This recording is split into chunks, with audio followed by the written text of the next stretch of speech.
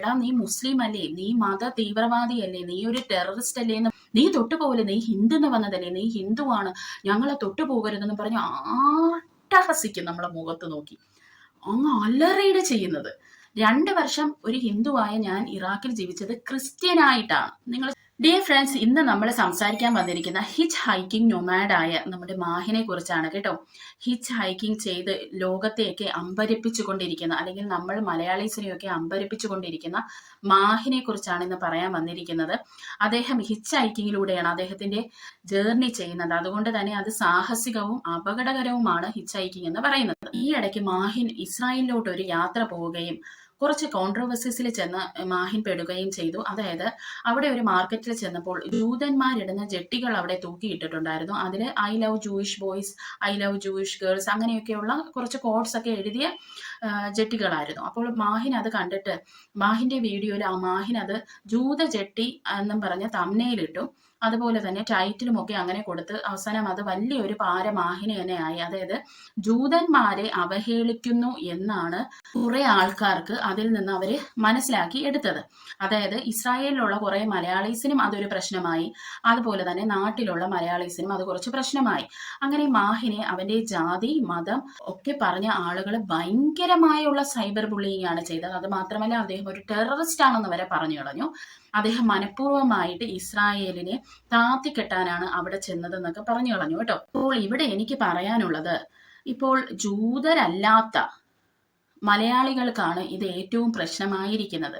അങ്ങനെയാണെങ്കിൽ മുസ്ലിങ്ങളെല്ലാം സപ്പോർട്ട് ചെയ്യുന്നത് ഈ പാലസ്തീനെയാണ്. അങ്ങനെയുള്ളപ്പോൾ ഈ മുസ്ലിമായ മാഹിന് അത് എന്തുമാത്രം നോവും? അതായത് തൻ്റെ തന്നെ ജാതിയിൽപ്പെട്ട പാലസ്തീൻകാരെ ഇസ്രായേലികൾ കൊന്നൊടുക്കുന്നു. അപ്പോൾ ഈ ജൂതരല്ലാത്ത മലയാളികൾക്ക് പൊള്ളുന്നതെന്നും കൂടുതൽ ഈ ഒരു മുസ്ലിമായ മാഹിന് അത് പൊള്ളണ്ടേ? എന്നിട്ട് പോലും അദ്ദേഹം അവിടെ വന്നിട്ട് അദ്ദേഹം വളരെ നിയന്ത്രിച്ചാണ് അദ്ദേഹത്തിന്റെ സംസാരങ്ങൾ കൊണ്ടുപോയത്. അത് മാത്രമല്ല അദ്ദേഹം നല്ലതും ഇസ്രായേലിനെ കുറിച്ച് പറയുന്നുണ്ട്, ചീത്തയായും ഇസ്രായേലിനെ കുറിച്ച്, ചീത്ത സൈഡ് അങ്ങനെയും അദ്ദേഹം പറയുന്നുണ്ട്. അപ്പോൾ ഇവിടെ എവിടെയാണ് അദ്ദേഹം ഇസ്രായേലിനെ അവഹേളിച്ചു എന്ന് നമ്മൾ പറയുന്നത്? അത് മാത്രമല്ല ഇതിനെ ബന്ധപ്പെടുത്തി അല്ലെങ്കിൽ ഇതിനെ സംബന്ധിച്ച് മാഹിൻ ഒരു എക്സ്പ്ലനേഷൻ വീഡിയോ ആയിട്ട് വന്നിരുന്നു. അപ്പോൾ കുറെ പേര് മാഹിന്റെ അടുത്ത് ചോദിച്ചത്, നീ എവിടെയെങ്കിലും പോയിട്ട് മുസ്ലിം ജെട്ടി എന്ന് പറയുമോ എന്ന്. അപ്പൊ മാഹിൻ പറഞ്ഞത്, അങ്ങനെ ഒരു മാർക്കറ്റിൽ പോകുമ്പോൾ ഞാൻ അങ്ങനെ കണ്ടാൽ ഞാൻ അത് ഉറപ്പായിട്ടും കാണിക്കും, ഞാൻ പറയുകയും ചെയ്യും. അത് മാത്രമല്ല പ്രിയ സുഹൃത്തുക്കളെ, നിങ്ങൾ ഒരു കാര്യം ആലോചിക്കണം. നമ്മൾ കുറച്ചു പേര് ഇസ്രായേലിനെ സപ്പോർട്ട് ചെയ്യുന്നു, കുറച്ചു പേര് പാലസ്തീനെ സപ്പോർട്ട് ചെയ്യുന്നു. ഈ 2 വിഭാഗക്കാരും ചിന്തിക്കേണ്ട ഒരു കാര്യമുണ്ട്. ഇവിടെ രാജ്യമോ മതമോ നോക്കിയാണോ നമ്മൾ ഓരോ ആൾക്കാരെ സപ്പോർട്ട് ചെയ്യേണ്ടത്? ഇതില് 2 രാജ്യങ്ങൾക്കും നഷ്ടപ്പെട്ട ആ ഒരു ഹ്യൂമൻ ബീങ്സിനെ അല്ലേ പ്രിയ സുഹൃത്തുക്കളെ നമ്മളെല്ലാവരും സപ്പോർട്ട് ചെയ്യാനുള്ളത്? അല്ലാതെ മുസ്ലിം ആണോ, ഹിന്ദു ആണോ, അല്ലെങ്കിൽ ക്രിസ്ത്യൻ ആണോ, ഇസ്രായേലിയാണോ, പാലസ്തീനാണോ എന്ന് നോക്കിയാണോ നമ്മൾ ഒരു ഹ്യൂമൻ ബീങ് എന്നുള്ള നിലയിൽ സപ്പോർട്ട് ചെയ്യേണ്ടത്? ഈ ഒരു യുദ്ധത്തിൽ ആർക്കൊക്കെ നഷ്ടം സംഭവിച്ചു, ആരൊക്കെയാണ് ഇതിൽ വേദനിച്ചിട്ടുള്ളത്, ആരുടെയൊക്കെ ജീവനാണ് പോയത്, അവരെ നമ്മൾ ഒന്നടങ്കം സപ്പോർട്ട് ചെയ്യല്ലേ വേണ്ടത്. അല്ലാതെ പാലസ്തീൻ, ഇസ്രായേൽ, മുസ്ലിം, ക്രിസ്ത്യൻ എന്ന് പറഞ്ഞല്ലല്ലോ നമ്മൾ സപ്പോർട്ട് ചെയ്യേണ്ടത്. ഇത് എൻ്റെ ഒരു ഒപ്പീനിയൻ ആണ് കേട്ടോ. ഇനി ഇവിടെ വേറൊരു കാര്യം പറയാം ഞാൻ. അതായത് ഒരാളുടെ മുഖത്ത് നോക്കി, എടാ നീ മുസ്ലിം അല്ലേ, നീ മത തീവ്രവാദിയല്ലേ, നീ ഒരു ടെററിസ്റ്റ് അല്ലേ എന്ന് വിളിക്കുമ്പോഴുള്ള ആ ഒരു വിഷമം നിങ്ങൾക്ക് ആർക്കും അത് പറഞ്ഞാൽ മനസ്സിലാവത്തില്ല. പക്ഷെ എനിക്ക് മനസ്സിലാവും. കഴിഞ്ഞ ദിവസം മാഹിനു ആ എക്സ്പ്ലനേഷൻ വീഡിയോയിൽ ഒരു കാര്യം പറയുന്നുണ്ട്. അദ്ദേഹം വളരെയധികം തളർന്നു പോയി മാനസികമായി. കാരണം അദ്ദേഹത്തിനെ ഒരു മുസ്ലിം ആയതുകൊണ്ട് തന്നെ ഈ ഒരു പ്രശ്നം വളരെയധികം എല്ലാവരും കൂടെ വലിയൊരു പ്രശ്നമാക്കി തീർത്തു. അത് മാത്രമല്ല അദ്ദേഹത്തിനെ ടെററിസ്റ്റ് എന്ന് വരെ സംബോധന ചെയ്തിരിക്കുവാണ്. അങ്ങനെ വരെ പറഞ്ഞിരിക്കുവാണ് മാഹിനെ. അത് അദ്ദേഹത്തിന് ഉൾക്കൊള്ളാൻ കഴിഞ്ഞില്ല. അദ്ദേഹം അതുകൊണ്ട് തന്നെ കുറെ ദിവസം അദ്ദേഹത്തിന് മാനസികമായി അദ്ദേഹം ഓക്കെ അല്ലാത്തത് കൊണ്ട് അദ്ദേഹം വീഡിയോസ് ഒന്നും അദ്ദേഹം ഇട്ടില്ല. അപ്പോൾ അത്രയധികം ആ ഒരു മനസ്സിനെ മുറിവേൽപ്പിച്ചു.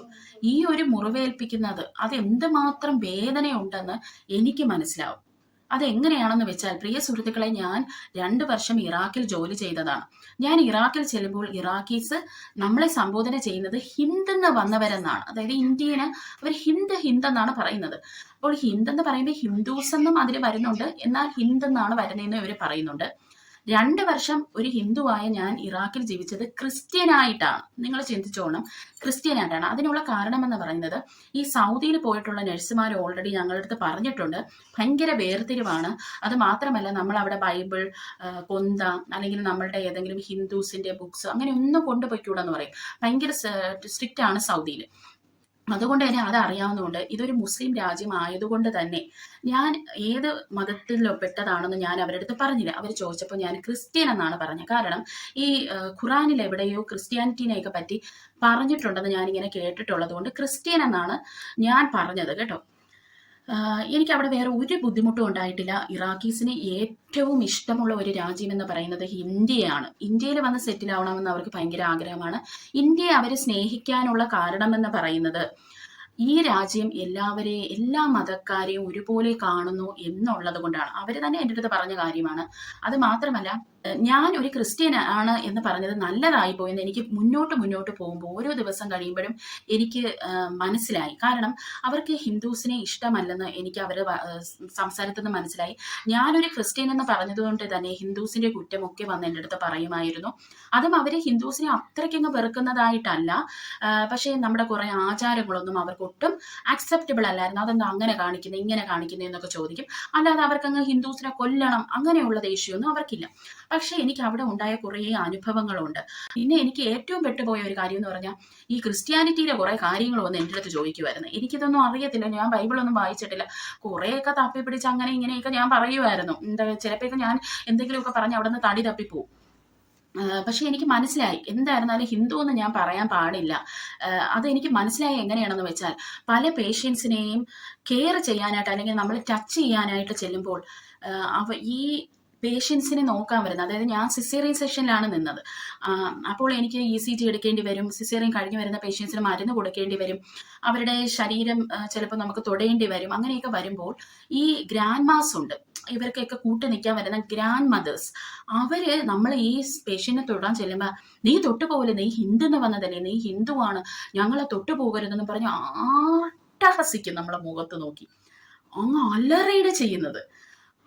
സത്യം പറഞ്ഞ പ്രിയ സുഹൃത്തുക്കളെ, ഒരു അമ്പെടുത്ത് നമ്മുടെ നെഞ്ചിൽ കുത്തിയാൽ എങ്ങനെയിരിക്കും അതുപോലെയാണ് അങ്ങ് നമ്മുടെ ഹൃദയം അങ്ങ് പൊട്ടിപ്പോകുന്ന പോലെയാണ് എനിക്ക് തോന്നിയിട്ടുള്ളത്. ആദ്യത്തെ കുറെ നാളൊക്കെ ഭയങ്കര വിഷമമായിരുന്നു. പിന്നെ ഇത് ഞാനങ്ങ് അക്സെപ്റ്റ് ചെയ്തു. കാരണം സ്ഥിരം കേൾക്കാൻ തുടങ്ങുമ്പോൾ നമ്മൾ അക്സെപ്റ്റ് ചെയ്യുമല്ലോ. എന്നാലും അവിടെയുള്ള ഈ ഗ്രാൻഡ് മാസ് മാത്രമേ പ്രശ്നമുള്ളൂ. ബാക്കി സകല പേര് ഞങ്ങളെ നന്നായിട്ട് സപ്പോർട്ട് ചെയ്യുവാണ് ചെയ്തത്. എന്നാലും ഇതൊരു മനസ്സിലൊരു എരിവാട്ട് നിന്നു. ഇങ്ങനെയൊക്കെയാണോ മതം എന്ന് പറയുന്നത്, ഇത്ര പ്രശ്നമാണോ എന്നൊക്കെ ഞാൻ മനസ്സിലാക്കുന്നത് ഈ ഇറാഖിൽ പോയിട്ടാണ്. അത് കഴിഞ്ഞ് ഒരു ദിവസം ഒരു ഗ്രാൻഡ്മ ഇതെനിക്ക് ECG എനിക്ക് അവരുടെ മൂക്ക് എടുക്കണമായിരുന്നു, കൊച്ചുമൂക്ക്. അപ്പോൾ ECG എടുക്കാൻ പോയപ്പോഴത്തേക്കും ഡോക്ടർ അർഫാൻ ആയിരുന്നു അന്നുണ്ടായിരുന്നത്, ഗൈനക്കോളജിസ്റ്റ് ആണ്. അർഫാനാണ് എൻ്റെ അടുത്ത് പറഞ്ഞ് ECG എടുക്കാൻ. ഞാൻ മെഷീൻ കൊണ്ടുവച്ച് അവർ ടച്ച് ചെയ്യുമ്പോൾ നീ എന്നെ തൊട്ടു പോവരുത്, നീ ഹിന്ദുന്ന് വന്നതാണ്, നീ ഹിന്ദുവാണ്, നീ എന്നെ തൊട്ടു പോവല്ലേ, നമുക്ക് ഹറാമാണ് എന്നും പറഞ്ഞ് ഇവര് എന്റെ മുഖത്തെ നോക്കി ആക്രോശിക്കുവാണ് കേട്ടോ. അന്നേരം ഡോക്ടർ അർഫാൻ ഇവര് അന്നേരം തന്നെ അടിച്ചങ്ങ് താത്തി പറഞ്ഞു. എന്ന് വെച്ചാൽ അവർ പറഞ്ഞു ഇങ്ങനെയാണ്, മതത്തിന്റെ പേരും പറഞ്ഞ് രാജ്യം തന്നെ നശിച്ചു, യുദ്ധം നടക്കുന്ന എല്ലാം നമുക്ക് തകർന്നിട്ട് നിങ്ങളുടെ ആരുടെ അഹങ്കാരം ഇവിടെ തീർന്നില്ലേ, മിണ്ടാതെ അവിടെ വായുടച്ചിരിക്കുക. എന്നിട്ട് അർഫാൻ പറഞ്ഞു മാപ്പ് പറയാൻ പറഞ്ഞു അവളുടെ അടുത്ത്. അങ്ങനെ എൻ്റെ അടുത്ത് ഈ ഉമ്മയുണ്ടല്ലോ മാപ്പ് പറഞ്ഞു കേട്ടോ. പാവ അവര് ഒത്തിരി പ്രായം ചെന്ന ഒരു സ്ത്രീയല്ലേ, പണ്ടത്തെ ചിന്താഗതിയൊക്കെയാണ്. വേറെ ഈ ആണുങ്ങളിൽ നിന്നോ ചെറുപ്പക്കാരിൽ നിന്നോ ഒന്നും നമുക്ക് ഒരു രീതിയിലുള്ള വിഷമം ഉണ്ടായിട്ടില്ല, ഇങ്ങനെയുള്ള ഉമ്മമാരിൽ നിന്നാണ്. അപ്പൊ എനിക്ക് ആ ഒരു വിഷമം അറിയാം. നമ്മുടെ മുഖത്ത് നോക്കി ഒരാൾ ഇങ്ങനെ പറയുമ്പോൾ ഉള്ള വിഷമം, പ്രിയ സുഹൃത്തുക്കളെ, നമുക്ക് അത് പറഞ്ഞ് മനസ്സിലാക്കാൻ എനിക്ക് അറിഞ്ഞുകൂടാ നിങ്ങളെ. അതുകൊണ്ട് തന്നെ ഞാൻ ഈ മാഹിൻ ഇത് പറഞ്ഞപ്പോൾ എനിക്ക് ഭയങ്കരമായിട്ട് അത് റിലേറ്റ് ചെയ്യാൻ പറ്റി, ആ ഒരു പെയിൻ എന്ന് പറയുന്നത്. അത് മാത്രമല്ല അന്ന് അർഫാൻ ഡോക്ടർ ഈ അമ്മയുടെ അടുത്ത് പറഞ്ഞത്, യുദ്ധം നടക്കുന്ന ഒരു ഭൂമിയിൽ അവര് വന്ന് നമ്മളെ സഹായിക്കുന്നു, എന്നിട്ടാണോ നിങ്ങൾ ഇങ്ങനെ സംസാരിക്കുന്നത്? കാരണം ആ സമയത്ത് യുദ്ധമാണ് അവിടെ, നമ്മുടെ ജീവൻ വരെ പണയം വെച്ചാണ് നമ്മൾ അവിടെ നിൽക്കുന്നത്. അത് മാത്രമല്ല ഇന്ത്യ ഇറാഖ് ഒരു ബന്ധത്തില് വളരെ തുച്ഛമായ സാലറിയിലാണ് നമ്മുടെ ജീവൻ കളഞ്ഞ് നമ്മൾ അവിടെ പോയി പണി ചെയ്തവർക്ക് കൊടുക്കുന്നത്. അങ്ങനെയുള്ള ഒരു അനുഭവം എനിക്ക് അവിടെ നിന്നുണ്ടായി. സത്യം പറഞ്ഞാൽ ഈ ഇറാഖാണ് ഇന്ത്യ എന്തുമാത്രം നല്ല ഒരു രാജ്യമാണ്, ഞാൻ വളർന്ന അല്ലെങ്കിൽ എൻ്റെ കൺട്രി എന്തുമാത്രം നല്ല ഒരു കൺട്രിയാണെന്ന് എനിക്ക് മനസ്സിലാക്കി തന്ന ഒരു രാജ്യം ഇറാഖാണ്.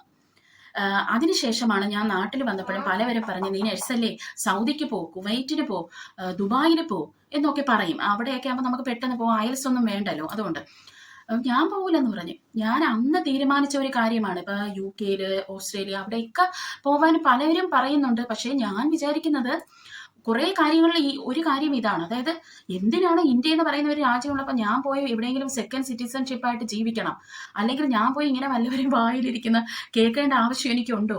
കാരണം അത്രയ്ക്കുള്ള ഒരു ട്രോമയാണ് അതെനിക്ക് തന്നത്.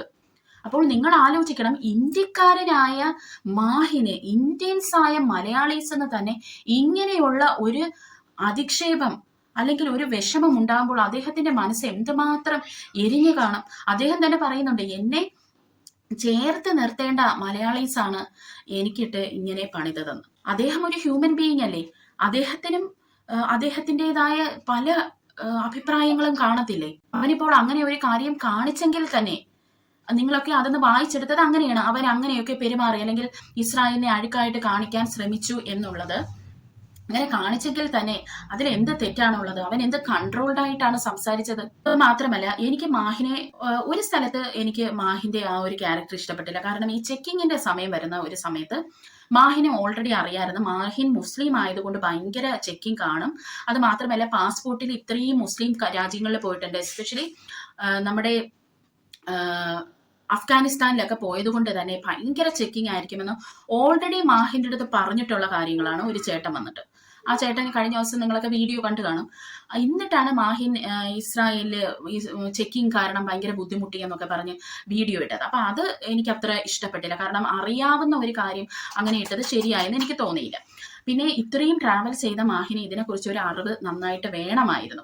കാരണം അത് എന്തുകൊണ്ടാണ് ഇല്ലാത്തത് എനിക്കറിയത്തില്ല. ഇപ്പോൾ ഈ ഇറാഖിൽ തന്നെ ഞാൻ നിന്ന സമയത്ത് ഞങ്ങളെപ്പോലും നിങ്ങൾ ആലോചിക്കണം, 2 മാസം കൂടുമ്പോൾ ഒരു ദിവസമൊക്കെയാണ് ഷോപ്പിങ്ങിന് കൊണ്ടുപോകണം. അതും അബായയും ഒക്കെ ഇട്ട് മൊത്തത്തിൽ മൂടി മറിച്ച്. ആദ്യമൊക്കെ പട്ടാളക്കാർ ഞങ്ങളെ കൂടെ വരുമായിരുന്നു. അതായത് പിറകിൽ ആ വണ്ടിയിലൊക്കെ അവർ വരുമായിരുന്നു. അവർക്ക് പേടിയാണ് ഇന്ത്യൻസിനെ കടത്തിക്കൊണ്ട് പോകുമെന്നുള്ള ഭയം കാരണം. അത് കഴിഞ്ഞ പിന്നെ ഞങ്ങൾ എയർപോർട്ടിലൊക്കെ പോകുന്ന സമയത്ത് 3-4 മണിക്കൂർ കൊണ്ട് എയർപോർട്ട് എത്താവുന്ന സ്ഥലത്ത് നമ്മൾ 15-16 മണിക്കൂറൊക്കെ വണ്ടിയിൽ ഇരിക്കേണ്ടി വരുന്നു ഈ ചെക്കിങ് കാരണം. അന്ന് വെച്ചാൽ ഒടുക്കത്തെ ചെക്കിംഗ് ആണ്. പട്ടികളെ കൊണ്ടുവരുന്നു, പിന്നെ കുറെ ഇൻസ്ട്രുമെന്റ്സ് കൊണ്ടുവന്ന് ചെക്ക് ചെയ്യുന്നു. അങ്ങനെയൊക്കെയുള്ള, അതും അമേരിക്കൻ സോൾജേഴ്സ് ആണ് നിൽക്കുന്നത്. ബ്ലാക്ക് അമേരിക്കൻസ്, വൈറ്റ് അമേരിക്കൻസ്, പിന്നെ ഏതോ ആഫ്രിക്കയിൽ നിന്നൊക്കെയുള്ള ആജാനുബാഹു സോൾജേഴ്സ് ആണ്. അവിടെയുള്ള ഇറാഖീസിന് പോലും അവിടെ നിന്ന് പോകാൻ പറ്റാത്ത അവസ്ഥയാണ്. അവരെ ചെക്ക് ചെയ്ത് പണ്ടാരം അടക്കുകയാണ് ഇവന്മാരെല്ലാം കൂടെ ചെയ്യുന്നത്. അപ്പൊ ഇതൊക്കെ ഞാൻ കണ്ടിട്ടുണ്ട്. എത്ര ബുദ്ധിമുട്ടാണെന്നറിയാം ഈ വാർ കൺട്രിയിൽ നമ്മൾ ചെന്ന. അപ്പോ ഇസ്രായേലിന്റെ കാര്യം നിങ്ങളൊന്ന് ആലോചിക്കണം. എല്ലാ വശത്തുനിന്നും അവർക്ക് ബോംബ് ഏറുകൾ കിട്ടിക്കൊണ്ടേയിരിക്കുവാണ്. അത് മാത്രമല്ല പ്രിയ സുഹൃത്തുക്കളെ, നമ്മളെ മുഖത്ത് നോക്കി ഒരാള്, അതും നമ്മളെ ജാതി മതം ഇതൊക്കെ പറഞ്ഞാലും പിന്നെ നമുക്ക് സഹിക്കാം. ഈ ടെററിസ്റ്റ് എന്നൊക്കെ പറഞ്ഞാൽ നമ്മൾ എങ്ങനെയാണ് സഹിക്കുന്നത്?